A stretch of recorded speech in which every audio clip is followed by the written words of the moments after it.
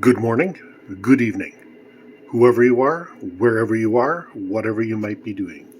We wish to welcome you to the Silverlight Show. The Silverlight shines to illuminate that which lies hidden in darkness. For those of you tuning in today, we welcome you in. Interesting headline I bumped across today, and I think it's a fascinating ethical dilemma.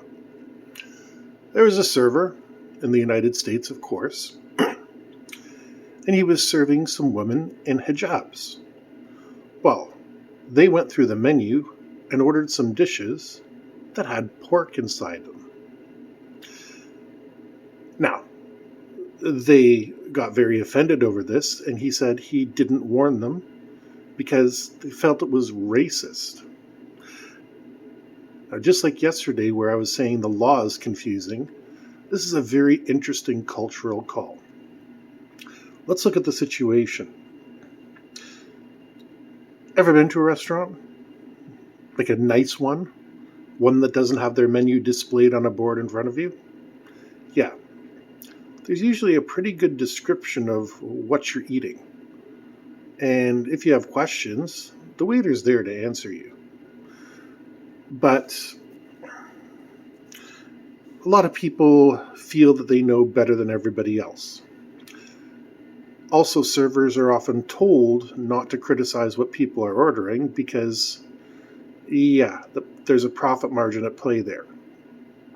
Many, many moons ago, Silverlight was a Subway manager. And the owner was telling us to discourage people from ordering too many olives. Now, the owner was a woman. Now, women make good businessmen. She had 3 franchises. She was a good business person. She caught people that were committing fraud and through some ingenious ways. But she wanted us to say to somebody who's ordering extra olives, you know every olive has a gram of fat in it, don't you? Yeah, I'm not saying that to anybody.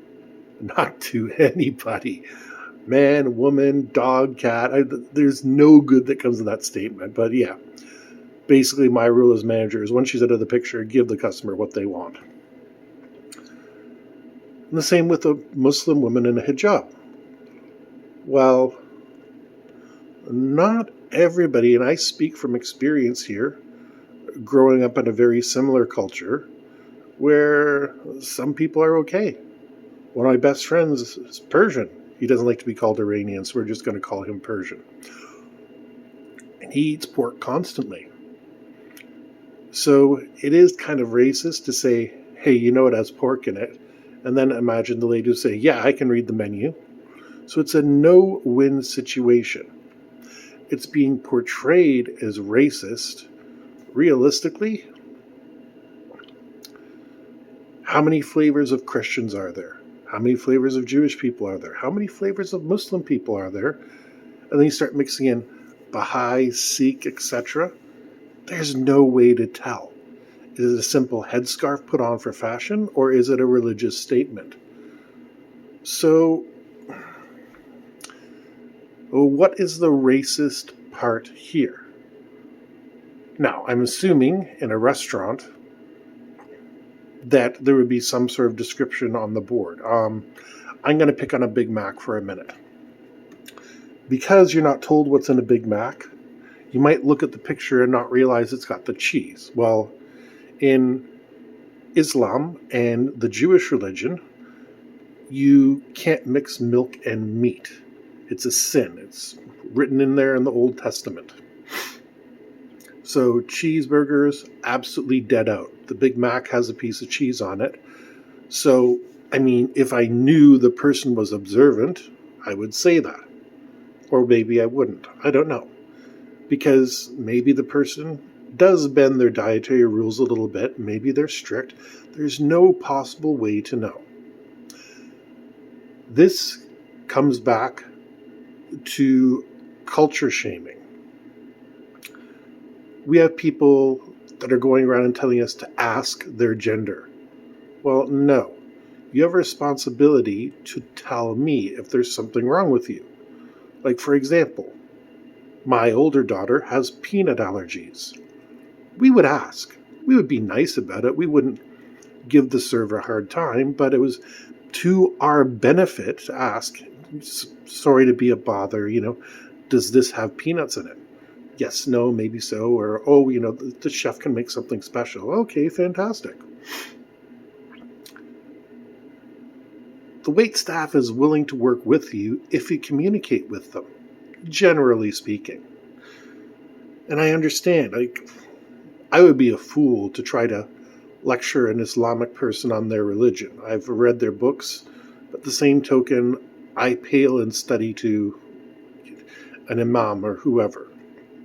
A rabbi. I could step into the ring with a rabbi because I've read a hell of a lot of texts. But the same token, I'd probably go down because they know it backwards and forwards. But I can tell you, I've seen people go to Red Lobster, go to seafood places, get shrimp and stuff like that right before they walk into temple. And of course, they park their car around the street so that nobody sees them drive in, because you're not supposed to do work on Fridays, etc., etc. This is a cultural problem that we're learning how to navigate. We still haven't figured out, am I to assume every black person in the world likes chicken? No, that would be incredibly racist. If they ordered the steak and I said to them, oh, but this other dish in here has chicken in it, I would be justifiably chased out of that place and hunted down and spanked. Preferably by one of the really pretty black ladies. Sorry, Silverlight's getting a little bit old. But yeah, the problem is we need a default in society where people are going to nicely declare, oh, we are practicing, we are non-practicing, whatever, to make sure that they get treated properly, because a wait staff cannot assume. Again, under the assumption that everybody here has been to a nice restaurant at least once in their life, in a serving capacity or in an eating capacity, then the menus, exactly what the menu says.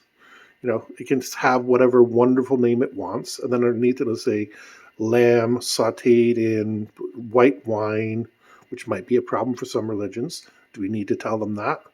Lamb sauteed in white wine with a side of peas. Okay, that sounds a little sketchy, but at the same token, you get what I'm saying. The lamb would offend a vegetarian. The wine would offend somebody with an alcoholic problem. And the peas, not many people like peas. I'm sure Gordon Ramsay has it on his menu somewhere. You have the right to your religion. You have the right to practice it, but you also have to be vigilant for yourself. I know that I can't have caffeinated coffee. Well, I can once in a while, but it really messes me up. The responsibility is on me to make sure it's decaffeinated. Then if the person behind the counter screws up and gives me a caffeinated one, okay, but I ordered decaffeinated in that situation. These ladies didn't mention anything about the pork. And like I said, if you start going off by what people look like, we learned that lesson in the 1960s. Come on, this is common sense that should be going around by now. I respect dietary requirements. I respect people's freedom. But I also have to say, you know what? The onus for your freedom is still on your own head. I don't like microwaves. I don't have one in my house. It's my choice. And if somebody needs to warm up a coffee, we get out a pan, we warm it up. Well, actually, we got a Keurig, so you're drinking that cup of coffee. It just doesn't make sense. We're looking for so many ways. And yeah, in this case, the waiter, maybe there's an eloquent way to say this. And maybe my English is not sufficiently advanced to express that. And maybe the customer service industry needs to make some changes. But realistically, people need to be able to fend for themselves. The peanut allergy kids have been doing it for years, decades, since I was a little kid. Probably before that. Don't know. I've only lived for as long as I've lived. But yeah, some personal responsibility and communication solves all the problems. Wish to thank you for joining us for this episode of the Silverlight Show. If you enjoyed this show, please like, share, and subscribe. Don't forget to click the link down in the comments so that way you can check out our books, and we hope you have a fantastic day.